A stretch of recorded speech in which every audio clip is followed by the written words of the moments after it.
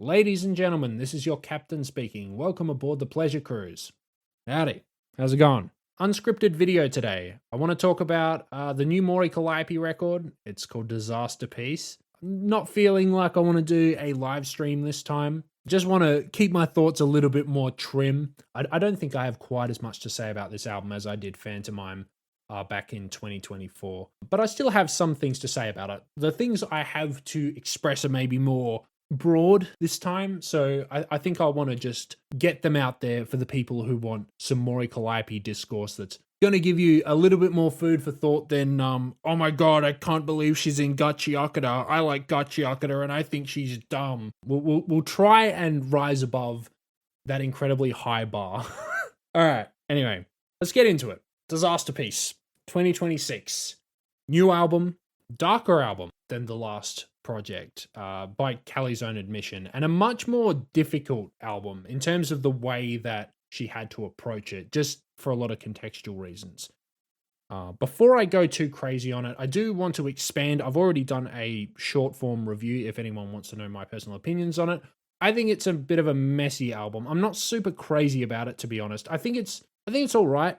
I don't mind listening to it, but I guess I get the impression as of right now that I'm not going to be going back to it very much. Not that it's bad, but more so that I don't know if it's going to have staying power. But, time will tell with that one. I kind of felt a little similar with Phantomime, and Phantomime I ended up spinning over and over again. But I don't know. I don't get the same vibe for this record.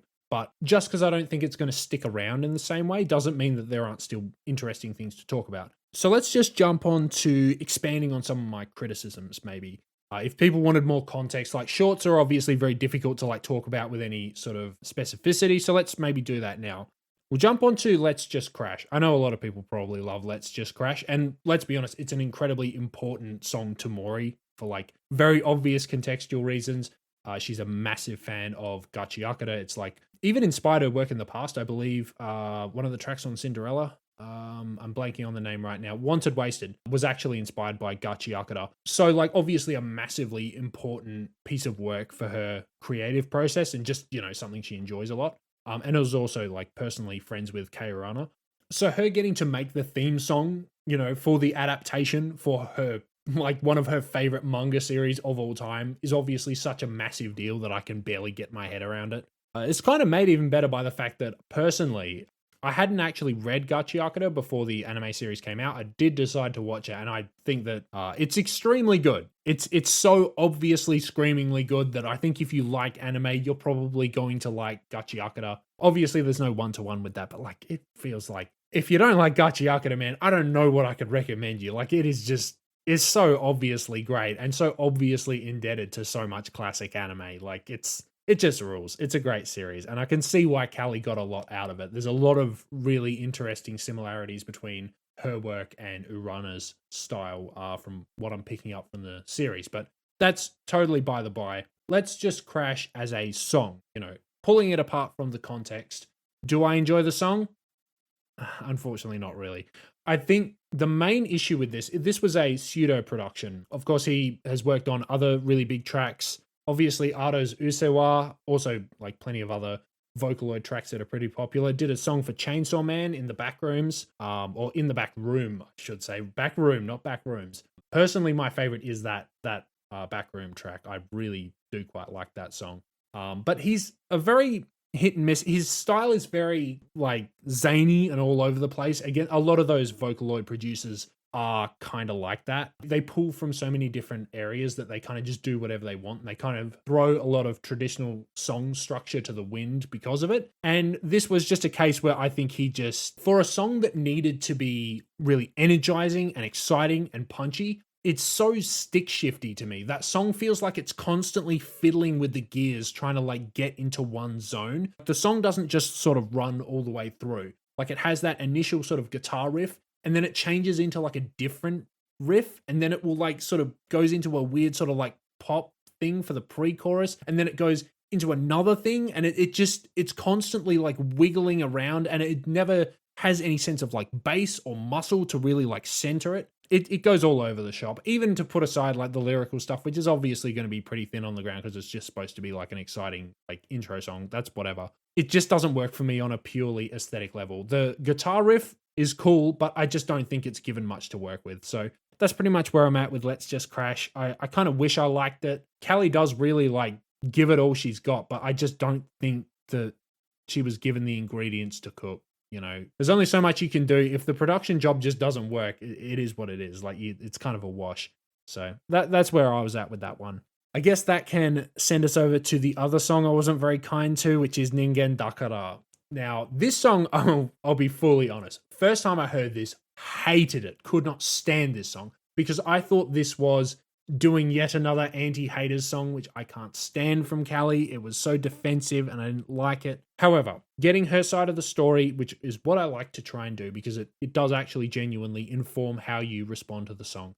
Getting her side of the story. This was not supposed to be another hater anthem. This was not about people who don't like her music. This was about people. It sounds like a lot of people behind the scenes or like, you know, in boardroom meetings and various bits and pieces like that, sort of dismissing her because of like the fact she's a VTuber or the fact that, you know, she's a woman or various other like bits and pieces, treating her as though her art is like dumb or like a waste of time or getting constantly side-eyed or treated like just a joke, not worthy of people's actual serious attention, not getting calls back from people who want to collaborate because they're being fickle and annoying. And on one hand, I respect that that's a real thing and it's probably very frustrating to deal with.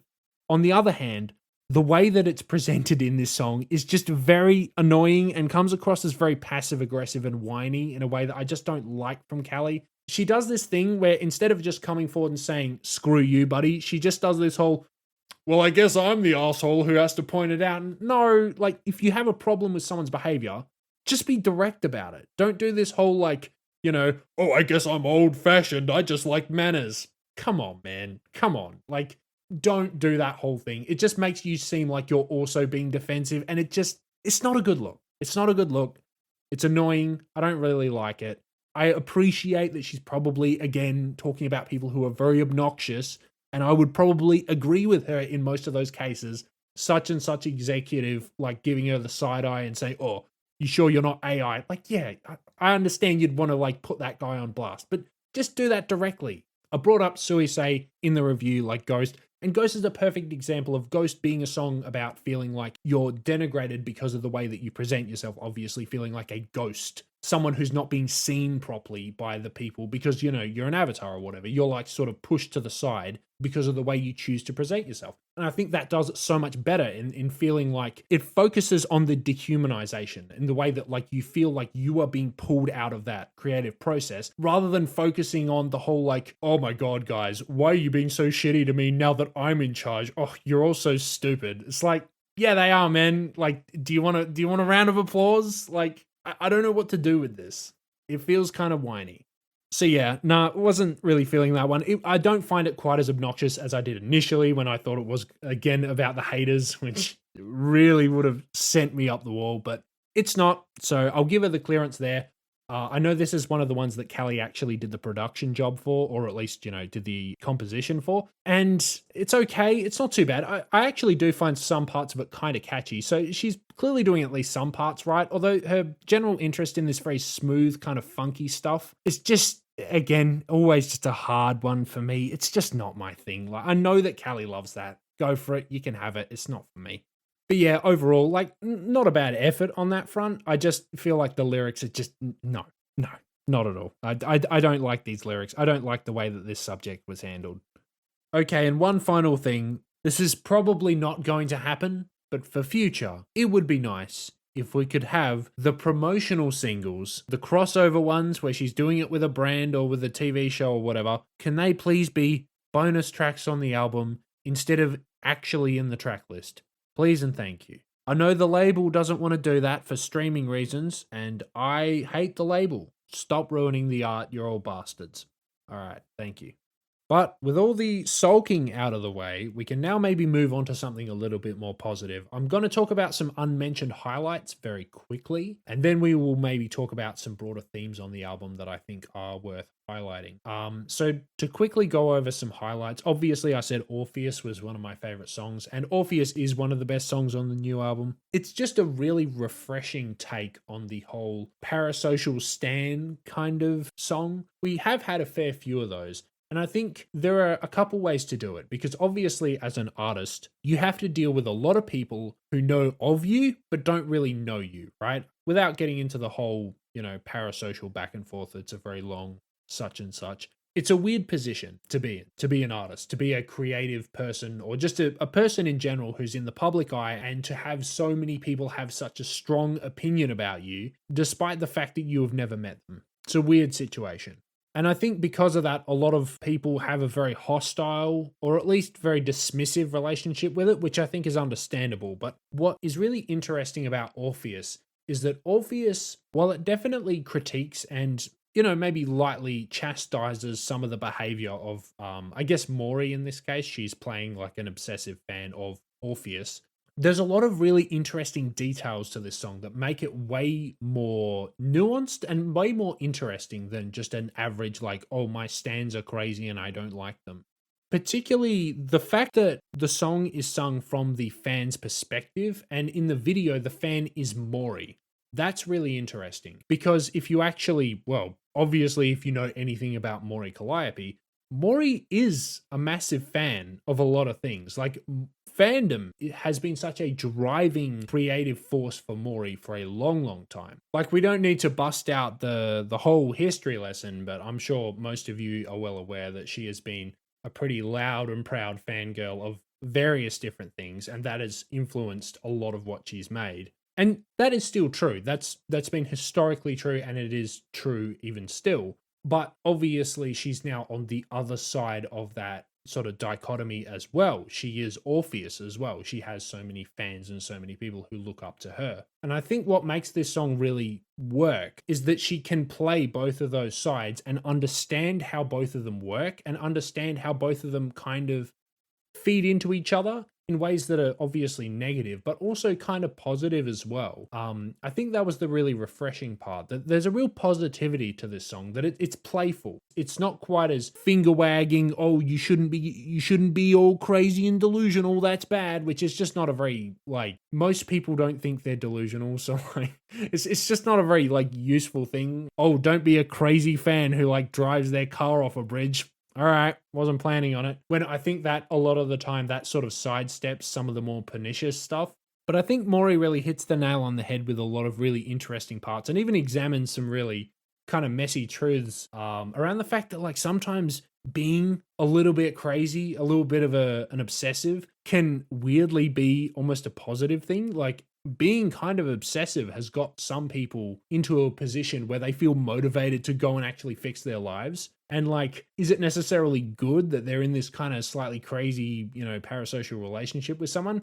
Well, it's not ideal, but, like, if that relationship inspires them to go out and do a lot of positive things with their life, well, that makes it kind of complicated, right? Obviously they themselves are doing that. It's not the other person who's doing it, but, like, that person is inspiring them. So, like, it's complicated. And as the performer, also, you can't really acknowledge that that's the way that it works. Like the story of Orpheus, you can't look back. Like, you can't directly look at it in the face, or it stops working the way that it has to for it to work at all. Like, it's cool. It's a really clever song, and it's a really genuine and charming song. So love Orpheus. Most of this is probably very obvious, but, like, yeah, just a wonderful song. Really charming. Didn't talk much about Golda Unbalance in the video. Golda Unbalance is pretty cool. I don't mind it. It does feel like a Phantomime DLC song, and I'm cool with that. I don't know why it's not quite top for me. I'm not super into it. I like it. I do like it, and I can't really point to anything that I'm like, oh, I wish this was better. But it doesn't really hit top for me, but I do still enjoy it. I do still like it. So yeah, I still mess with Gold Unbalance. Rivals and Equals. Obviously, the other track from Gachi Akada, I definitely like this one a lot better.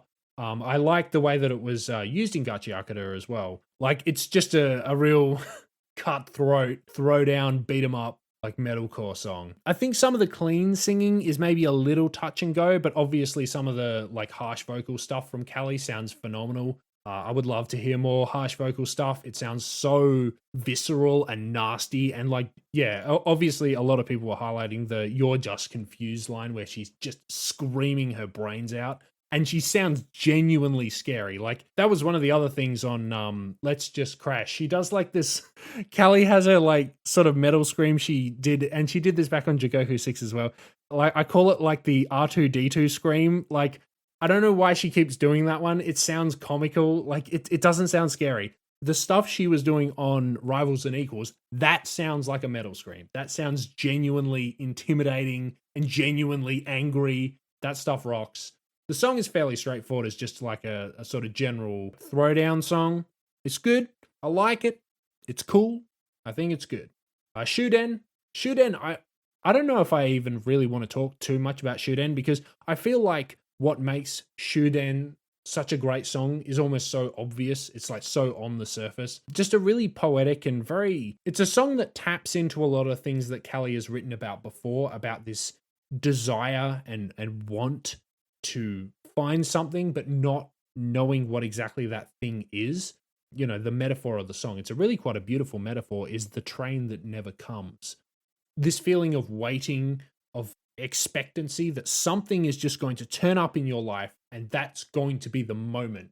And Callie kind of just points out the fact that even if you did get to the point where you caught that train and you took it to the place, well, then what now, right? Essentially, one of the big themes of this record is the idea that she has kind of achieved so many of the things she wanted. What the hell is she supposed to aim for now? Like, now that she has literally made an anime theme song to her favorite manga of all time, where do you go from there? Where is the upper limit here? Where am I supposed to aim? Where am I supposed to strive for when it feels like that's it? I just did the thing I wanted to do, that any human being who is interested in anime stuff would dream of in their wildest fantasies. I just did that. And now I have to live the rest of my life. What do I do? Surely it can't just be like, oh, all downhill from here. There has to be something else, you know? And that's the thing that I think Shuden really tackles, is this feeling of there's always going to be a human desire to keep striving, to keep doing things, but sometimes that feeling doesn't have any direction. And it can be a very frustrating feeling to sit with. Like, I feel like I need to be doing more than this. I feel like there's got to be something that is going to make it all make sense. And sometimes you just never get a release for that. It's really hard to just settle with it. So I really appreciated Shuden in that respect. Again, I sort of understand why she didn't want to end the album with it, but I would almost have been okay with that. Almost. I don't know if I can fully lock down that I would have been okay with Shuden being the final song, because it is quite a bittersweet song, but it's a really beautifully written one and a very genuine, down-to-earth track. Great song. Spoke about it way longer than I expected. Oh, and I guess might as well shout out my favorite tracks from 2025 that didn't make the album proper but were bonus songs. Seeing Stars, obviously, Sepia, and Flashbang. They didn't, well, Flashbang, I think 2024, but either way, point stands. Those three I really, really liked. I was genuinely kind of sad when they didn't make the cut, particularly Sepia. Seeing Stars, I think, is an obviously great song. Flashbang is also very obviously just a really great pop song. Sepia was kind of my dark horse pick from last year. It was one that I didn't really think much of the first time I heard it, but it really grew on me as time wore on. I really appreciate it's doing almost this cautionary tale kind of vibe, and the sort of fictionalized storytelling that has like just a couple of maybe wrinkles of truth underneath it. I really liked it. I liked the MV that Callie did for it as well, that really like, it's almost got this sour kind of vibe to it, in that it's, again, like obviously has a kind of messed up ending, but I really liked that about it. It was messy. It was a great song. And it was a song that you really needed to sit with for a while. I found that I had to listen to it several times to really like love it, but I really do like it. It's one of her less streamed songs from recent memory, and it's really underrated. Please go listen to Sepia. It's actually a great little song. Okay, and with the massive preamble out of the way, we can get on to some core ideas I wanted to talk about when it comes to Disasterpiece. So first of all, ironically, to talk about Disasterpiece, I want to talk about an album that isn't Disasterpiece. That's the new Kiara album. It's called Vogelfrei. Probably butcher that. I don't. Sorry. Australian accents are very hard to work with. Anyway, Kiara record. It's a really good album. If you've not heard it, please go listen to it if you like any kind of pop music. It's kind of a K-pop record, but it is, it's so good. I've been absolutely jamming it. And one of the key things that I took out of that album was this kind of idea of ego. Now, ego is a really interesting thing to talk about, particularly with VTubers, because it's kind of there, but it's also not there. Specifically, let's talk about K-pop first. K-pop music has a very particular way that it communicates ego. A lot of K-pop songs, I think it would be fair to say, are not massively well written on a lyrical front. Like, they're not complicated. They're generally very general subjects and they're fairly straightforwardly handled. Like, there's maybe a couple of bits of wordplay, but it's not going to blow your mind. An interesting observation I remember hearing from a fellow music critic, Mark Grondon from Spectrum Pulse. I can't for the life of me remember whereabouts he said this, but I remember him saying that part of the appeal of the flexing, particularly in K-pop, and the way that they sort of go about bragging is very much based around this idea of essentially like assuming the throne kind of deal. So part of the whole mythos of K-pop is kind of the fact that even if the bragging isn't that complicated, it isn't some, wordsmith crazy stuff, that almost kind of adds to the process in a way. Because when a K-pop star turns up with lyrics that aren't that crazy and they still deliver it so well that you believe that, no, they are that good. They're genuinely just untouchable, 100% the coolest person in the room. That's kind of a flex in and of itself, right? If someone walks up, they just dump the phone book in the booth. They sing that over the beat, and it's so good that you don't even care. That's a flex. That's straight up a flex. This is not something that pretty much anyone can do. That requires just pure confidence and force of will to just say, I don't even need the best lyrics. I am just that good. And I don't bring that up necessarily to denigrate what Kiara has on her record. I think those songs are written fine, but they're not super complicated. Like, I believe Moni from Team Asteroid did the lyrics, and generally her stuff is not crazy. It is what it is. That's fine. It's pop music. It doesn't need to be wild. But I think why it works is that Kiara takes so many of those sort of maybe more general sort of braggadocious things, like she talks about leaving no crumbs and all this stuff. A lot of like memes and a lot of like gay slang and stuff gets sort of tied in there. But she picks up a lot of that stuff. And the reason it works is not because it's super original, but because Kiara makes you believe it. She is just such a force of personality and so like confident on the microphone that she just walks in and you're just like, yep, no, untouchable. Absolutely. 100%. You can say the whole like, serving cunt and I believe you. Totally. 100%. I'm so down. And it's interesting because that is, to a degree, a performance of ego, which is not something we really associate with VTubing. Like, VTubing is full of like weirdos and nerds and dorks. It's not really full of these big egotistical personalities like on the surface. I'm sure there's plenty of stuff that goes on behind closed doors, but like in terms of front facing, most VTubers front face in a way that is supposed to be like friendly or relatable or like kind of chill, right? They don't really walk in like, yeah, I'm just the coolest person in the room, right?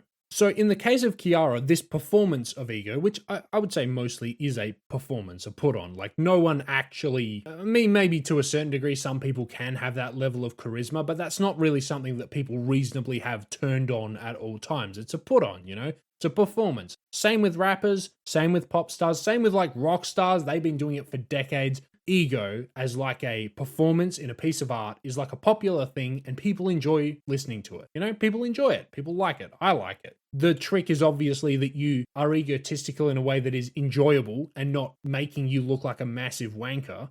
But as long as you're willing and able to walk the tightrope between, just how much you can dial it up before it becomes too much, a lot of people are willing to go with you. Folks get to enjoy it as kind of like this power trip. So I guess we could consider that one approach to selling a performance of ego, right? So you take it from this K-pop perspective, where it's mostly just about presence. It's about mic charisma. It's about being just the biggest and most important person in the room. Okay, recording on a different day. So Kiara's record is not the only one that kind of has this undercurrent of ego going on. I think ego is actually something that pops up in Disasterpiece. It's honestly a really interesting line of analysis. So why I would say that Disasterpiece has this element of ego to it is kind of in the framing. I mentioned in the short form review that Callie is kind of at a point now where she's kind of looking around with very few mountains left to climb. Like, she's kind of done it all in terms of what she would have reasonably expected when she was first starting out. She would have all these big dreams of what she wanted to achieve. And she's hit, like, a lot of it. Working with her favorite artist of all time? Yep, done that one. Doing an anime opening to her favorite manga? Done that one. What do you do after that? What sort of things do you have? Like, I think she brought up an example like play Madison Square Garden. Like, that's pretty much what we're talking about right now. Like, oh yeah, I just want to do bigger shows. Okay, how do you do that? Like, there is very little active direction or goal chasing in terms of something very tangible that she can point to and say, that's where I'm aiming. And that creates a very difficult situation because Callie is obviously a very motivated, very hardworking person. So she kind of needs somewhere to direct that energy. So it seems like what she has decided is that Callie is going to be really focusing on her craft. She's talked before about doing take after take and being very, very specific about how she wants her vocals to sound. She's getting increasingly more sort of specific about how she wants all of her music and production to sound as well. I think just on that process of improvement, probably as a part of her broader self-care journey and, mental health and all that, she's really been zeroed in on like improving herself. And at least, again, this is probably just projection on my part, but it seems like it's awakened some degree of like a perfectionist streak in what she's doing. Like, Callie is very specific about what she wants now. And she's very much of this attitude of like, right, I'm going to keep improving. I'm going to keep working on it. This may not be perfect, but next time I'm going to get better and I'm going to get better. The focus here has very much become craft as a process to perfection. And why I say perfection specifically is in the framing of the album. Disasterpiece, as Mori puts it. In fact, I might actually quote the at the end of her disaster show, the Disasterpiece release show, Mori leaves like a message to the fans. And at the end of it, it says, "Let's keep chasing our own masterpieces. Even if we're imperfect, even if we fail every time. That is to live, I think." That is a really interesting sort of phrase, because initially you might think it's generally just doing the whole like, oh, let's get better, po body's nerfect, whatever. But it's not. It's very specific. What's a masterpiece, right? This is a whole potential, conversation in and of itself. A masterpiece, I think most people would interpret, that is like your greatest creative work. Maybe creative, maybe it's more like a straightforward like craft sort of a thing. Like, you've made something physically or, created something that is like perfect, that is the greatest. It shows a degree of mastery of a subject. And that like mastery, to have your aim on mastery of a subject, I think we need to acknowledge that is massively different to how Callie used to talk about her music. We're not just expressing ourselves. She's not saying something like, oh, we're all chasing our own happiness. We're all chasing our own, like fulfillment in life. We're chasing masterpieces. We're chasing perfection, being the best it is possible to be. And again, if anyone remembers the Callie of like a few years ago, that was not even on the table. We were not even talking about, oh, I want to be perfect, or I want to even aim at being perfect, even if it's not like feasibly possible. That was not what she was talking about, like at all. So this is a really interesting development in the way that she's framing the album. And I think it really evidences my point about this having a degree of ego going on. And I don't say that necessarily to be disparaging. I don't say it disparagingly about Kiara's record either. Like, I think these are good things, a degree of ego can be very motivating, even if you maybe want to just say, oh, it's self-confidence, it's not ego. Either way, we are still talking about having expectations for yourself. You have a certain bar that you're expecting to meet and surpass. This one from the intro of Memento, Callie says that Just how far can I go? I think I already know the view that I want to see. A place in history that's mine. A place in history that's mine. History. We're talking about the history books. That's crazy. And that especially takes on a very particular meaning when you understand that Memento is intended as a song that is essentially sung about a lot of her colleagues, people she compares herself to as a musician and as a creative. I'm pretty sure Callie said something to the effect of looking at some of these people and being like, oh, how are they so good? How are they so good? I'll never get that good. And, obviously there is a degree to which she's trying to mediate like a friendly competition kind of thing. Like, oh, I want to do the best I can, not necessarily to tear other people down. But the fact that she's looking at it on that level, to me, indicates again that there is skin in the game here, right? The fact that obviously people compare themselves to other people all the time. But that underlying process happens because there is ego, there's pride. You want to be out here performing well and showing the world that you are good. That's pride, And I think that hasn't really been a very open part of Callie's work before now. Maybe here and there, but like a lot of the time it's very much undercut with other things, or to be honest, it came across as kind of a put on, like it wasn't very sincere. But on this album, it sounds genuine. She really believes in herself. She has a lot of this self-confidence, and she kind of does have a little bit of an ego. Like, yeah, I'm kind of out here putting some good stuff out. I've worked on my craft. I've worked on my singing. I'm good. Take me seriously. Honestly, it actually does contextualize a lot of the parts of Ningen Dakara, as much as I'm still not very fond of that song. Like the feeling of like being dismissed probably is even more insulting to her. And she does have a line about, people not understanding when they never have to see you bleed. She's put in so much work and got so much better, and to be treated like, oh, still just a joke. She's probably like, nah, you don't get it. Get the fuck out of my face. Obviously, on Rivals and Equals, we also have that refrain that a lot of fans are really into. We're not rivals. We're not equals. We're not rivals. You're just confused. We're not rivals or equals. You're confused. I'm better than you. Got some fighting words. Also, this is probably just a fun extra detail, but I noticed in the video for Let's Just Crash, it's doing like a little like Mad Max thing. And an interesting thing to note is that the two guys in the cars that are getting chased by the big road train, they're chasing after this trophy, this cup. And you'll notice in the video that the cup is actually spray painted with pink. That's Callie's trophy. They're stealing it off her. She owns the trophy. Again, that could be just nothing, but I thought that was a really interesting detail if it was intentional. And I think also a lot of the genre hopping on this album particularly really does reinforce this idea that Callie is not just picking from bits and pieces. Like on previous albums, she would like pick from, say, like a city pop song on Phantomime, mainly because she probably just wanted a city pop song. Oh, I like city pop. I want to do a city pop song. Right? It didn't feel that way on this record. This record to me feels much more like I am going to have like a metal song or whatever, and I am going to do a quote unquote real metal song. This is not just going to be, a city pop song featuring Mori. This is going to be a genuinely good, say for example, like Tenchu and Mercy, like genuinely good punk vocals. I want to actually show up with good punk vocals.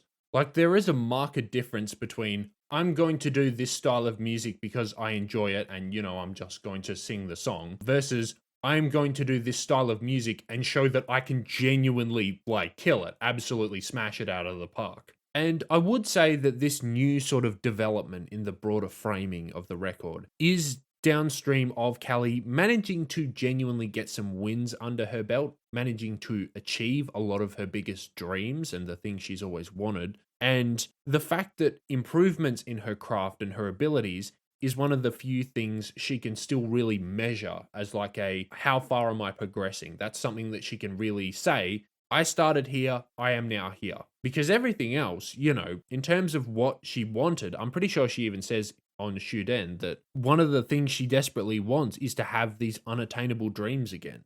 The actual hard limit of what she might be able to achieve within this career is starting to become much more apparent in terms of, all right, there are certain things that are just not going to happen. Like, I don't think she is going to be like a top 40 pop artist in America. That's just not going to happen. But how high is that ceiling? Could she be, like a mainstream charting artist in Japan? Probably not, but well, it could happen, possibly. Maybe a little bit of crossover here and there. It's difficult to sort of contend with all that and still feel like you're moving forward. So that's why I would say that Callie has leaned into this attitude of trying to improve herself and, trying to improve what she's making. And of course, should make note of the fact that this all ties into the whole like idol dream, idol narrative, starting from the bottom, getting better, always improving, chasing perfection, that kind of thing that the whole idol journey is based on. It all ties into that as well. Probably should acknowledge that. But okay, hopefully people are now willing to go with me on the whole, Disasterpiece has elements of ego or pride kind of underlying certain aspects, or at least they're new elements being introduced for this album compared to Callie's older work. What does that mean, right? How do we interpret that? Well, everyone's going to be different, and I would be interested to see how other fans kind of, what they think about that, whether that's something that's a positive development or something that they're maybe not so keen about, or maybe it's a wait and see. I don't know. Depends on yourself. I guess for where I'm standing right now, what I thought about it, and the reason that I felt messy about the album is because I think it's a complicated sort of situation. Because on one hand, I obviously acknowledge the fact that Callie does have this very difficult situation in terms of what she's trying to juggle. She has certain responsibilities as a major label artist. She has certain things that she is expected to do as being part of Hololive, and she has all these dreams that she's already fulfilled. So, like, I understand that there's a lot of restrictions that she has in terms of what she can do, where she can aim, and what can essentially be a focus of her career. So to some degree, focusing on the like, I'm going to get better at singing, I'm going to get better at composing, I am going to make the most technically polished music that I can make. That's going to be my aim going forward. I'm going to really knuckle down and make stuff that's really tight and polished compared to where I've been. I think that's an understandable desire. And there's even certain lines on a track like Memento where she's talking about, I'm going to break into your heart without your permission. Which I think is Callie kind of acknowledging this idea of, I am going to get so good that you can't deny me anymore. That I am just, it's not going to be up to you. My music will be so self-evidently amazing that you'll just have to put your hands up and say, even the biggest hater will have to put their hands up and say, okay, she cooked on that one. That was too good. I can't deny it. Maybe that's where she's aiming. I don't know. I'm not in her head. But that kind of focus it's interesting. My personal appreciation for Callie's music has been very contextual and kind of a lot more rocky than my internet history might sort of lead you to believe. Because I only started reviewing Callie's music as like actual reviews in 2023, late 2023, I reviewed Jigoku 6. And Jigoku 6 was coming off the back of Cinderella, which was the first album that I actually followed, like in terms of Callie's releases. That was the one that I actually followed the full release and rollout of. I personally don't like Cinderella at all. I really don't like it. It's a very ugly, unhappy album. Again, Callie's talked about like drinking during the process a lot, and you can really hear it. That album is just so unpleasant and ugly and just not fun to listen to. It's fascinating, but it's kind of awful.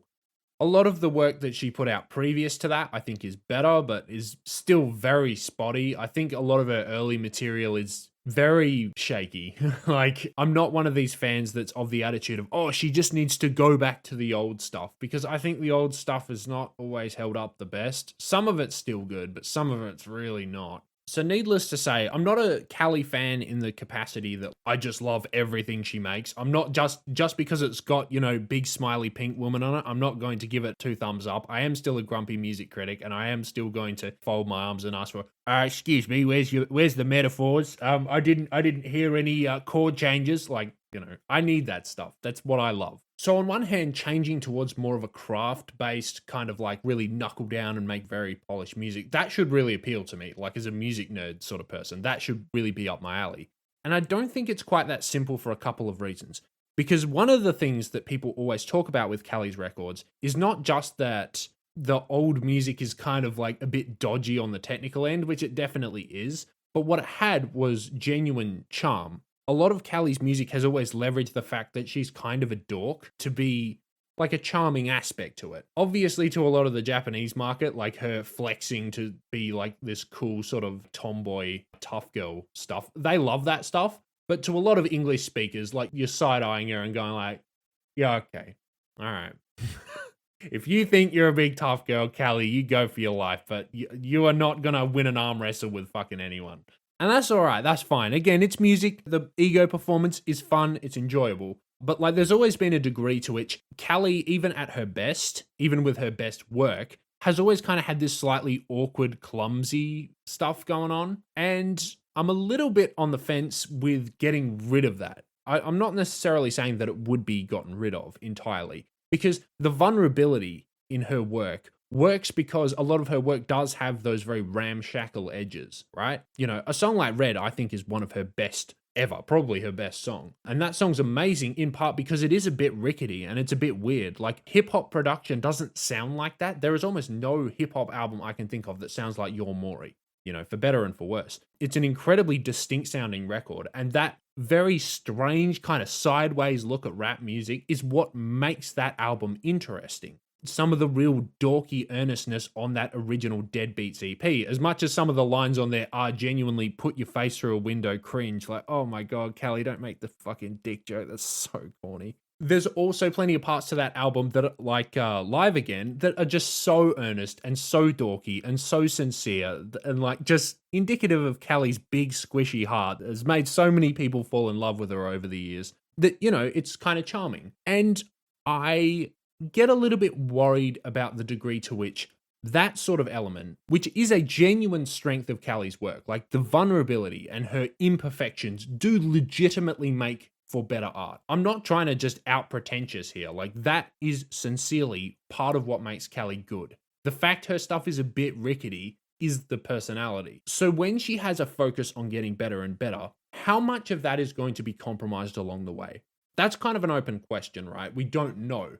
But that's what I kind of worry about in terms of, are we focusing on this stuff to get better for the sake of Callie being able to express more things or be able to do more stuff? Or are we doing it because we want to be able to be in that position where they can't deny me anymore? I'm too perfect. They can't, you know, talk shit anymore. Because if it's that, are these people really worth impressing? You know? Is this something that we need to have? Because I even saw on Twitter, someone sent Anthony Fantano, like, the record, and he said something like, not my tempo, like it's not his thing. Which, to me, again, as a music nerd, I would be saying, duh, obviously. I'll say it really clear for anyone who doesn't know. Anthony Fantano is not going to like any Mori Calliope album. Probably ever. Like, it's not going to happen. I've been watching Anthony Fantano for nearly a decade. Not happening.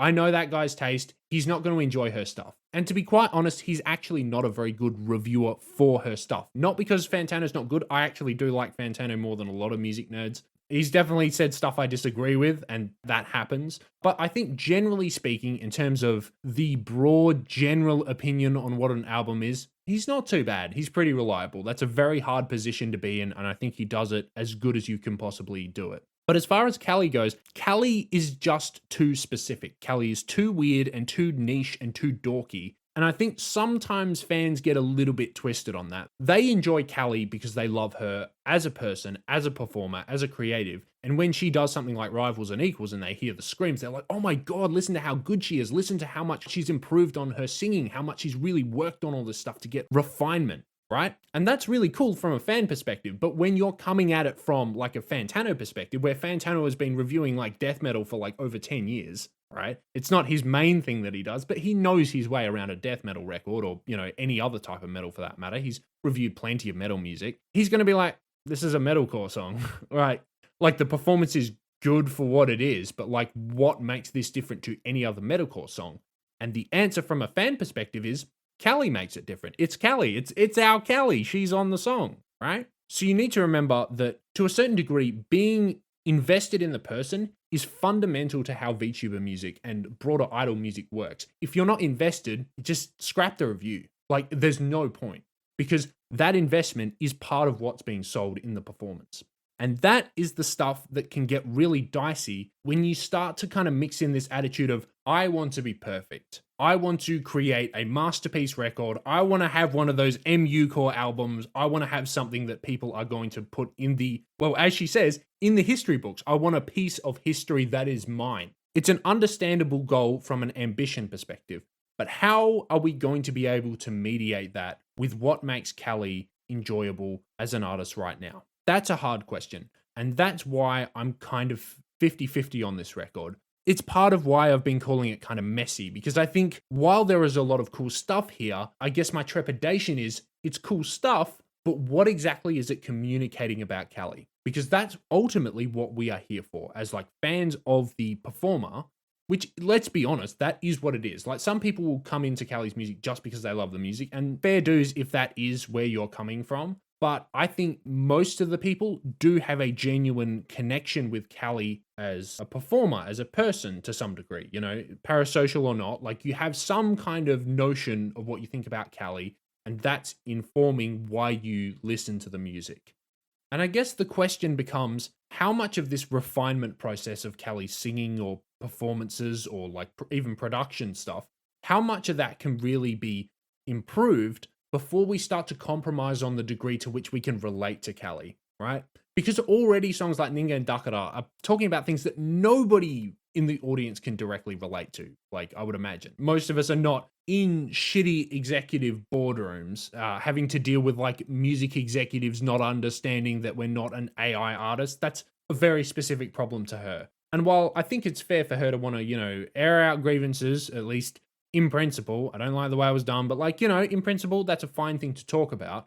But it's the difficulty of relatability. And not just relatability, like how much compromise would she have to make, say, for example, on an aesthetic front? Plenty of fans talk about how much they love Your Mori because Your Mori feels so specific and feels like such a distinctly quote-unquote Callie record. How many compromises will we need to make on that front so that she can make something that is more traditionally considered a quote-unquote masterpiece? Or something that fits into a much more defined musical structure that people and critics can understand and say, right, okay, this is perfection you've achieved here.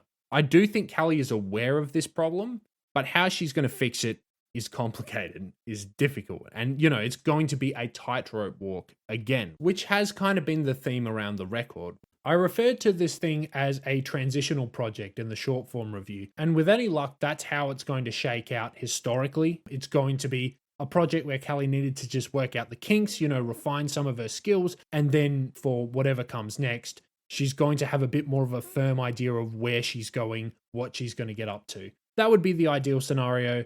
Personally, I have some suggestions, you know, as peanut gallery suggestions. I would like to see her do some stuff with her band. I would really like to see her do maybe another EP, just like a really small, focused, simple idea, maybe only a handful of producers really like knuckle down. That would be super cool to see. But ultimately, again, it's up to her. I just feel like she needs to have a couple of moments where she just puts her brain in one lane for a little bit, just to quiet down the noise. That's my suggestion as, again, peanut gallery. From Cinderella through to Jigoku 6 and then to Phantomime, Callie kind of had like this meta story arc going on where Cinderella was about, you know, essentially all these sins that she committed. Jigoku 6 was about like essentially going to hell and being punished for these sins. And then Phantomime was kind of like supposed to be the resurrection after that point.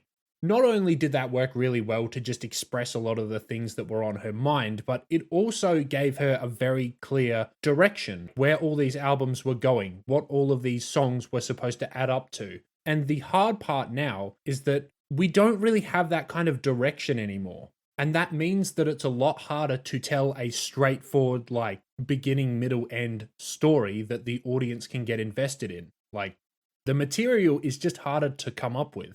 How do you tell a satisfying story about feeling unsatisfied?